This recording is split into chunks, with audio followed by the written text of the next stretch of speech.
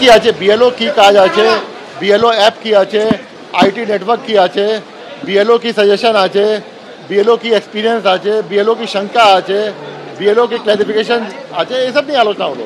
বিএলওদের ট্রেনিং আর রিক্রুটমেন্ট কি কিছু বাকি আছে, বা ট্রেনিং কিছু হবে? না, ট্রেনিং এখন পর্যন্ত কমপ্লিট হয়ে গেছে। যখন নোটিফিকেশন হবে ওই সময় বিএলও অ্যাপ হবে, ওটা নিয়ে একটা ফাইনাল ট্রেনিং বিএলও অ্যাপ নিয়ে হবে। বাস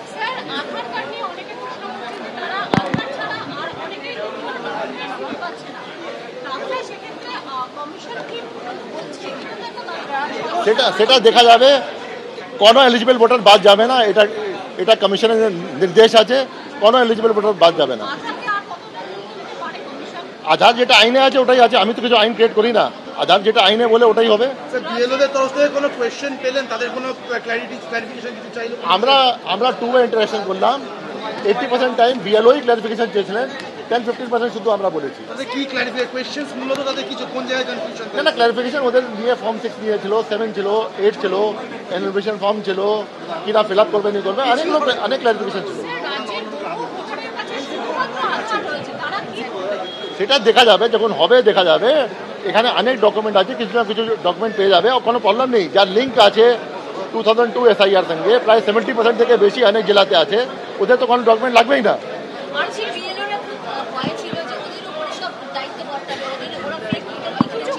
না, বিএলও কোনো নেই। বিএলও যে আছে, যেরকম ট্রেনিং হয়েছে, বিএলও যেরকম আছে, কোয়ালিফাইড লোক আছে, প্রায় 80% গভর্নমেন্ট সার্ভেন্ট আছে, টিচার্স আছে, they all very very qualified. এরকম কোনো শঙ্কা ছিল না। আর তাহলে বিএলও তো ইনকোয়ারি করে আপলোড করবে, তারপরে তো ইআরও দেখবে, ফাইনালি ইআরও ডিসাইড করবে।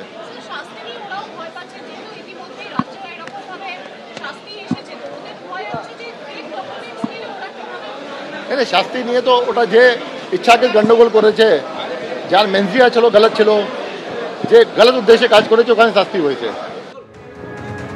আমি সরাসরি আবারও কথা বলবো আমাদের প্রতিনিধি রুমা পালের সঙ্গে। রুমা, একটা বিষয় তোমার থেকে জানতে চাইবো, প্রথম দফায় যে বৈঠকটা হলো সেখানে এইআরওদের সঙ্গে বৈঠক হলো, এবং দ্বিতীয় দফায় আপনারা জানেন যে বিএলওদের সঙ্গে বৈঠক হয়েছে। আরেকবার আপনাদের বলি যে 3টি জেলা মূলত গুরুত্বপূর্ণ, পূর্ব মেদিনীপুর, ঝাড়গ্রাম এবং বাঁকুড়া, এই 3টি জেলার সঙ্গে বৈঠক হয়েছে আজকে কোলাঘাটে। অত্যন্ত গুরুত্বপূর্ণ প্রথম দফায় বৈঠক হয়েছে ডিএম, ইআরও এবং এইআরওদের সঙ্গে। দ্বিতীয় দফায় বিএলওদের সঙ্গে বৈঠক হয়েছে, এবং এই বৈঠকে বিএলও তাদের ভূমিকা, তাদের যেটা ক্ষোভের জায়গা, সেইটা তারা তুলে ধরেছেন। নির্বাচন কমিশনকে এই প্রশ্ন বিএলওদের তরফে আজকে করা হয়েছে যে ভুয়ো ভোটার যদি হয় সেক্ষেত্রে চিহ্নিত করা হবে কি করে, তার কারণ অনেকের কাছে আধার কার্ড ছাড়া অন্য কোনো নথি নেই। বৈধ ভোটার বাছার প্রাথমিক দায়িত্ব বিএলওদের, এইটা বলে দেওয়া হয়েছে নির্বাচন কমিশনের তরফে।